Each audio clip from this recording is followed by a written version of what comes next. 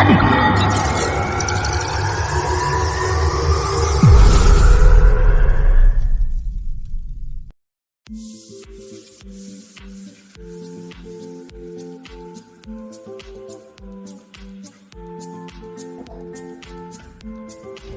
bismillahirrahmanirrahim. Assalamualaikum warahmatullahi wabarakatuh. Perkenalkan, nama saya Faisal. Saya dosen di Politeknik Kesehatan Kementerian Kesehatan Gorontalo pada program studi Sarjana Tarapan Sanitasi Lingkungan jurusan Sanitasi Lingkungan. Pada kesempatan ini saya akan memaparkan salah satu mata kuliah yang saya ampu di program studi Sarjana Tarapan Sanitasi Lingkungan, yaitu mata kuliah Epidemiologi Kesehatan Lingkungan. Adapun mata kuliah ini merupakan mata kuliah wajib di program studi Sarjana Tarapan Sanitasi Lingkungan yang diampu di semester genap dengan bobot 4 SKS yang terdiri atas 1 SKS teori, 2 SKS praktik di lapangan, dan 1 SKS praktik di laboratorium, sehingga mata kuliah ini mencakup capaian pembelajaran yang holistik mulai dari aspek capaian pengetahuan, sikap, dan keterampilan. Baik, adapun deskripsi mata kuliah ini yaitu Epidemiologi Kesehatan Lingkungan mengkaji tentang studi atau cabang keilmuan yang membahas atau mempelajari tentang faktor lingkungan yang mempengaruhi timbulnya suatu kejadian penyakit dengan cara mempelajari dan mengukur dinamika hubungan interaktif antara penduduk dan lingkungan yang nantinya akan memiliki potensi terhadap kejadian dan penularan penyakit melalui media lingkungan dengan kajian terhadap konsep penyebab penyakit. Adapun nanti ukuran-ukuran epidemiologi dan standarisasinya serta studi atau penyelidikan epidemiologi melalui pencatatan dan pelaporan sistem surveillance maupun aspek investigasi terhadap kejadian wabah atau kejadian luar biasa yang timbul terkait dengan penyakit yang berbasis lingkungan. Baik, selanjutnya terkait dengan capaian pembelajaran untuk mata kuliah ini ada beberapa poin. Yang pertama, mahasiswa mampu memahami pengertian, tujuan, dan ruang lingkup epidemiologi kesehatan lingkungan itu. Kemudian mahasiswa mampu memahami konsep penyebab penyakit. Kemudian mahasiswa mampu memahami ukuran-ukuran epidemiologi dan standarisasinya. Mahasiswa mampu menganalisis simpul pengamatan epidemiologi lingkungan. Mahasiswa mampu menganalisis studi atau penyelidikan epidemiologi, serta diharapkan mahasiswa juga mampu untuk menganalisis sistem surveillance dan investigasi wabah atau KLB. Untuk mata kuliah ini terkait dengan pokok bahasan atau materi yang nantinya akan dibawakan ada beberapa poin ya. Jadi yang pertama, pengertian, tujuan, dan ruang lingkup epidemiologi. Kemudian yang kedua ada konsep terkait penyebab penyakit, yang dalam hal ini penyakit berbasis lingkungan. Kemudian ada ukuran-ukuran epidemiologi dan standarisasinya. Kemudian ada simpul pengamatan epidemiologi lingkungan. Ada studi atau penyelidikan terkait dengan epidemiologi. Selanjutnya ada epidemiologi deskriptif dan analitik, dan juga mengkaji tentang pencatatan dan pelaporan surveillance, investigasi KLB atau wabah, dan nanti sebagai pokok bahasan juga pada mata kuliah ini yaitu penggunaan aplikasi EpiInfo dan telaah data epidemiologi. Nah, adapun metode pengkuliahan yang kami terapkan pada mata kuliah ini, yang pertama itu dilaksanakan secara tatap muka. Jadi kami mengembangkan sistem pembelajaran cooperative learning, yaitu metode carama yang disampaikan oleh dosen, dan ada feedback ya, artinya ada kooperatif dari mahasiswa dalam hal ini. Kemudian yang kedua dengan metode sharing session atau diskusi yang kaminya nantinya stimulus mahasiswa ya, kami menstimulus mahasiswa untuk berperan aktif dalam diskusi di dalam kelas. Kemudian dengan metode case study, jadi karena ini berkaitan dengan konsep suatu kejadian penyakit bahkan sampai ke KLB, maka kami memberikan metode-metode untuk mengkaji studi-studi kasus yang related atau berkaitan dengan epidemiologi kesehatan lingkungan. Ya, jadi selain metode tatap muka, untuk pembelajaran kami di Poltekkes Gorontalo juga menggunakan ILMS melalui aplikasi Siakat. Jadi kami ada aplikasi Siakat baik dimiliki oleh mahasiswa maupun dimiliki oleh dosen. Dalam hal ini di Siakat tersebut biasanya kami mengupload administrasi perkuliahan terkait dengan RPS, kemudian ada kontrak perkuliahan juga, kemudian ada absen yang nantinya akan diisi secara online ya di aplikasi tersebut. Kemudian terkait dengan evaluasinya, nilai juga bisa diakses pada siakat Poltekkes tersebut. Baik terkait dengan kontrak perkuliahan tadi, jadi sebelum kami memulai mata kuliah, kami telah menyepakati terkait dengan kontrak perkuliahan dari dosen bersama mahasiswa. Jadi nantinya kontrak perkuliahan inilah yang akan kami jadikan sebagai aturan dalam proses pembelajaran mata kuliah ini yang notabene-nya sebanyak 4 SKS. Terkait dengan evaluasi pembelajaran mahasiswa kami khusus untuk mata kuliah ini dengan 4 SKS tadi, jadi ada beberapa ya komponen penilaian. Yang pertama itu ada tugas, biasanya kami mendiskusikan dengan mahasiswa itu sekitaran 10% ya. Kemudian UTS juga ini dengan bobot 15%, kemudian UAS 35%.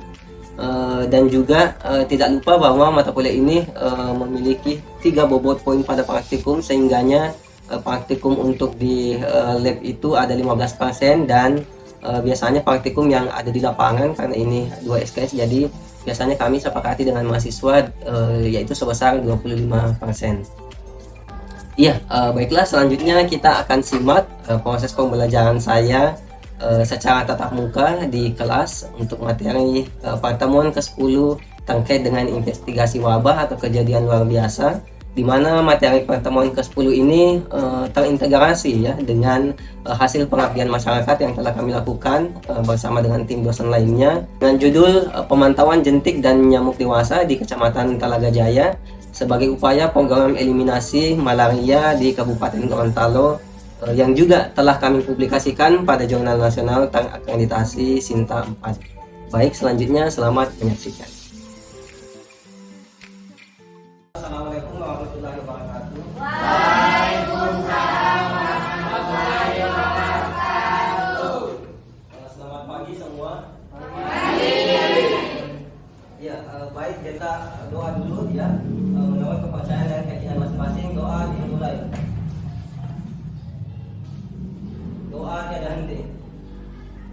Ya, baik, selanjutnya kita akan bahas tentang investigasi wabah atau kejadian luar biasa ya.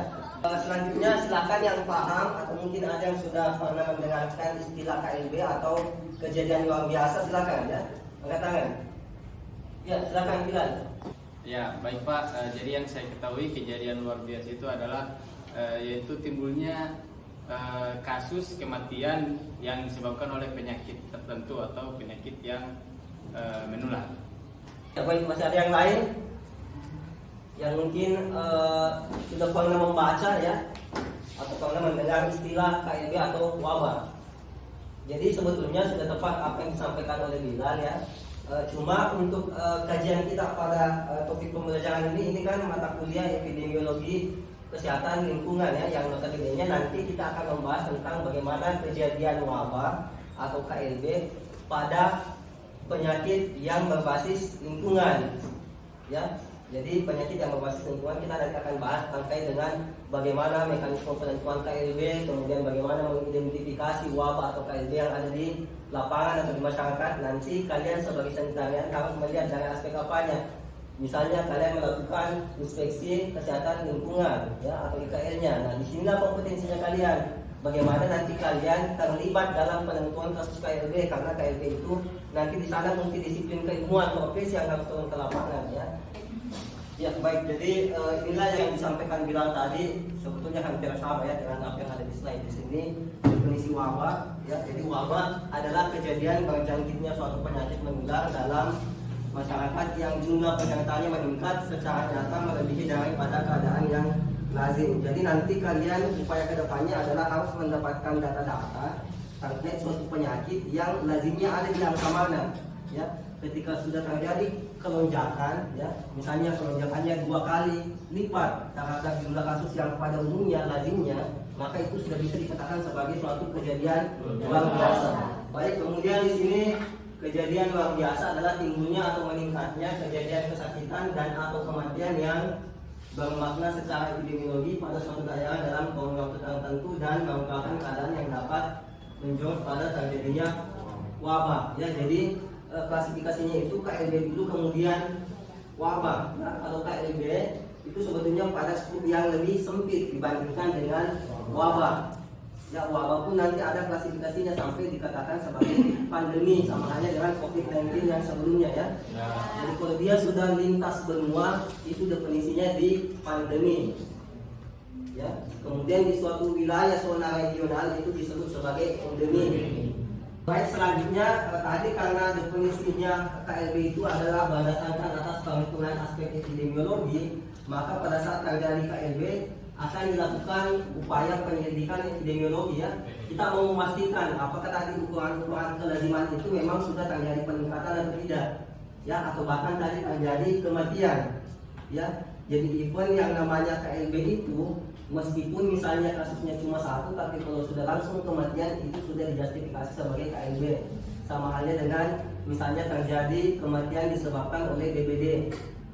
Satu kematian pun itu sudah dijadikan sebagai indikator atau penilaian untuk dinyatakan sebagai KLB ya. Dan KLB itu harus disertai dengan keputusan oleh wali kota ataupun bupati ya. Jadi harus ada itu.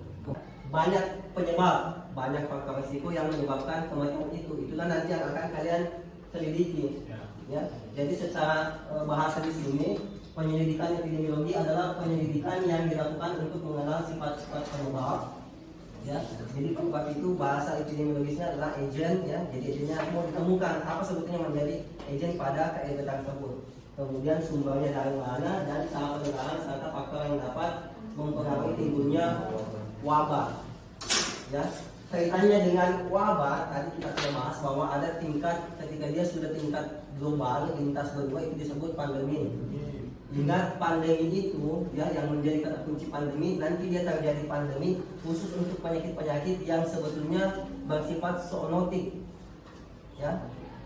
Oke, jadi itu masih perdebatan ketika suatu kejadian penyakit ya lintas benua yang tidak disebabkan oleh penularan aspek hewan. Jadi penularan penyakit itu harus hewan ke hewan, nanti hewan ke manusia, manusia ke manusia, karena terjadi secara global ya. Seperti itu konsep pandemi. Jadi itu yang dibuktikan, makanya informasi COVID-19 itu pasti asumsi awalnya adalah terjadi pada hewan pada orang itu kan yang ada di Cina. Karena kalau bukan pada hewan itu haram hukumnya menyebut itu sebagai pandemi ya. Kalau misalnya nanti beredar ini adalah buatan dan lain sebagainya, itu tanda kutip ya. Memang harus diselidiki apakah betul-betul virus COVID-19 itu ada pada hewan atau tidak. Jadi kalau tidak, sebetulnya itu adalah buatan manusia ya. Itu kata kuncinya. Jadi di EPID itu yang sangat penting, kerjasama antar berbagai profesi untuk menemukan secara konform hasil lab ya bahwa itu betul-betul disebabkan oleh penularan dari hewan ke hewan dulu, kemudian hewan ke manusia ya, seperti itu. Selanjutnya kita bahas tentang tujuan penyelidikan KLB ya. Jadi secara umum itu, ini secara umum ya, ada dua tujuannya, yaitu mencegah meluasnya KLB ya. Nah, untuk mencegah meluasnya otomatis kita sudah melakukan upaya penanggulangan ya, sudah menanggulangi dulu. Jadi kalau sudah ada KLB harus ditanggulangi supaya apa? Supaya jumlah penderitanya tidak semakin meningkat, tidak semakin banyak ya. Kemudian yang kedua, mencegah terulangnya KLB di masa yang akan datang. Jadi upaya pengendalian. Kenapa? Karena semisal nanti sudah didapatkan ya agennya tadi apa, medianya menuju apa, itu sudah ada upaya perbaikan, apakah dari aspek sanitasinya atau lingkungannya ataupun dari aspek yang lain. Makanya nanti faktor resikonya akan kita list apa-apa saja yang berkaitan dengan kejadian KLB ini ya. Di suatu investigasi KLB mutlak ada sanitarian. Jadi kalian harusnya siap-siap sebagai sanitarian itu memiliki kompetensi di IKL tadi, inspeksi kesehatan lingkungan. Bagaimana mengambil sampel media lingkungannya, itu kan sudah ya.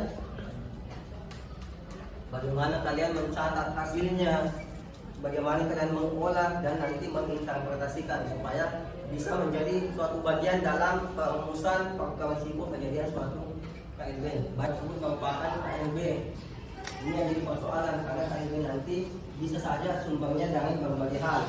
Sumbernya bisa dari rumah sakit, bisa dari laporan masyarakat langsung, bisa dari puskesmas ataupun jejaringnya ya, bisa pustu, bisa klinik dan lain sebagainya.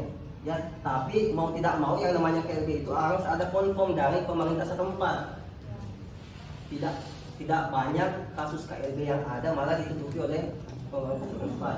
Misalnya daerah kawasan wisata, mengidentifikasikan populasi yang rentan atau daerah yang berisiko akan terjadi KLB. Jadi potensi-potensi daerah atau wilayah yang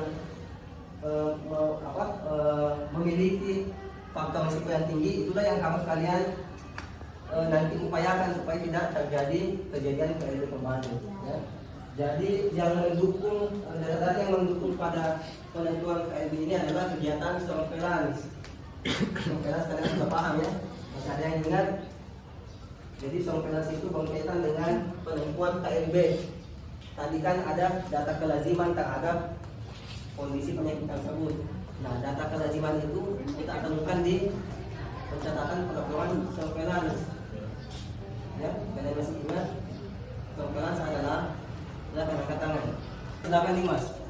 Pak, jadi surveillance itu sangat penting di penyelidikan KLB, yaitu mencari informasi terkait KLB tersebut. Mungkin saya dasar. Ya baik, masih ada yang lain? Ya silakan Aditya. KLB merupakan data-data yang tersaji secara kontinuitas dan data-data selalu ada, bulan maupun petang. Ya baik, ya jadi dua jawaban teman ini sudah betul ya.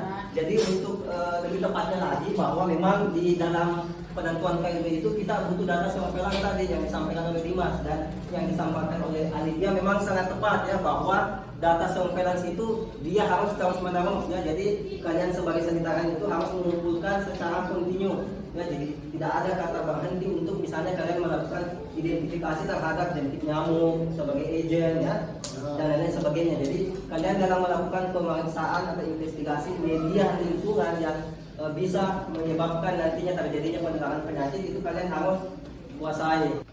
Iya, selanjutnya upaya selanjutnya adalah identifikasi kasus atau paparan ya. Jadi dalam penentuan KLB itu karena kita hati-hati untuk menjustifikasi apakah kondisi tersebut sudah masuk pada KLB atau tidak, maka di sini kita harus jelas dalam mengidentifikasi suatu kejadian.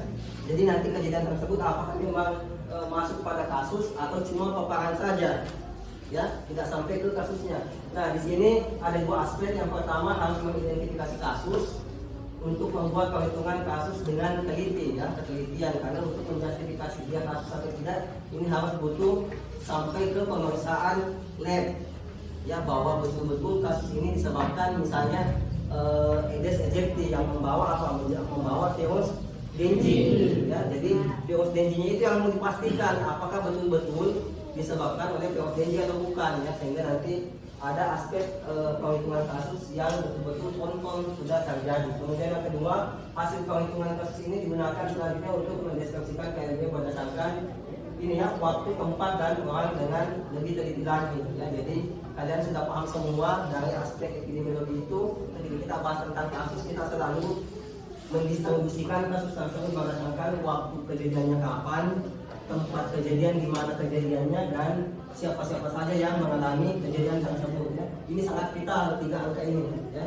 Jadi dimanapun kalian nantinya ketika mengolah data, tolong diinterpretasikan berdasarkan distribusi tiga ini, ya. Oke. Kemudian nanti akan diklasifikasikan lagi distribusi, determinan, dan apa. Kemudian selanjutnya identifikasi paparan, ya. Jadi arahan untuk identifikasi sumber penularan. Jadi paparan dulu, ya. Secara garis besar sebetulnya ketika dia terkontaminasi paparan, nah gejala-gejala pada paparan inilah yang kita harus tindak lanjuti, ya, karena kita belum bisa menjustifikasi bahwa paparan tersebut merupakan faktor risiko atau tidak, ya. Tetapi untuk identifikasi sumber penularan. Misalnya paparannya dia terpapar oleh misalnya nyamuk. Nanti kan kita klasifikasikan nyamuk apa dulu, ya. Karena beda nyamuk, beda jenis penyakit yang ditularkan, ya. Misalnya dia Anopheles lebih ke penyakit malaria. Malarianya apa? Plasmodium apa? Pipae, Panspermum, apa lagi? Ovale, ya, bilang betul. Apa lagi? Satu lagi? Pipas. Jadi ada 4, ya. Minimal ada 4. Nah, itu yang akan kita identifikasikan, ya. Selanjutnya ini adalah desain identifikasi kasus atau paparan, ya, yang tadi sudah dijelaskan. Jadi secara desainnya seperti ini, ya. Jadi ketika kalian melakukan investigasi di lapangan, ketika sudah mendapatkan informasi bahwa ada kejadian KLB, itu kan masih informasi sebetulnya, ya. Kalian harus pastikan apakah betul terjadi KLB atau tidak. Itulah gunanya kalian sebagai sanitarian untuk nanti melihat salah satu sumber penularannya apakah lewat media lingkungan atau tidak. Ya, makanya nanti di sini ada 2, ya, ada kasus dan ada yang bukan kasus. Jadi yang menjadi objek penelitiannya kalian atau objek identifikasinya kalian bukan cuma hanya pada kasus, ya, karena kalian menjustifikasi bahwa KLB tersebut betul-betul disebabkan oleh suatu paparan, maka harus dikaji juga yang bukan kasus, ya, karena nanti kita mau lihat bandingkan, jangan sampai yang bukan kasus itu juga mengalami keterpaparan yang mungkin hampir sama dengan yang kasus, ya, sehingga tadi definisi bahwa terjadi peningkatan kasus melebihi kelaziman itu sebetulnya tidak ada maknanya sebetulnya, ya, tidak ada makna peningkatan kasus karena yang bukan kasus juga terpapar oleh misalnya tadi nyamuk, ya, dan lain sebagainya. Jadi tidak dari aspek lingkungannya, ya, yang mampu dipengaruhi oleh kejadian KLB. Oke, sampai di sini ada yang mau ditanyakan? Ya, silakan, Wahyu. Izin Pak, saya ingin bertanya tentang bagaimana Pak cara menentukan kasusnya itu, apakah dilihat dari gejala klinisnya saja atau bagaimana Pak? Iya, baik. Jadi sebetulnya Wahyu, ya, dalam memberikan pertanyaan terkait bagaimana kita menentukan kasus dan bukan kasus, ya. Jadi baik pada suatu kejadian luar biasa, ya, ketika sudah dikonfirmasi bahwa itu merupakan kejadian luar biasa, maka kasus ini harus teridentifikasi dengan jelas. Maka bukan cuma hanya sampai pada pemeriksaan klinis, ya. Kalau pemeriksaan klinis itu misalnya kalian datang ke praktek dokter atau ke rumah sakit atau ke puskesmas, kemudian kalian ditanya-tanya gejalanya apa, misalnya demam, kemudian apalagi muntah dan lain sebagainya, itu kan masih pemeriksaan klinis. Jadi pada kasus KLB itu bukan cuma sampai pada pemeriksaan klinis, tetapi harus sampai kepada pemeriksaan laboratorium yang nantinya memberikan hasil yang konform terhadap kasus tersebut, ya. Jadi pertanyaan sangat bagus. Jadi untuk menentukan KLB harus sampai kepada pemeriksaan lab, ya, dan itu sudah terkonfirmasi bahwa memang kasus tersebut disebabkan oleh misalnya tadi plasmodium, ya, oleh gigitan nyamuk Anopheles, ya, seperti itu. Oke.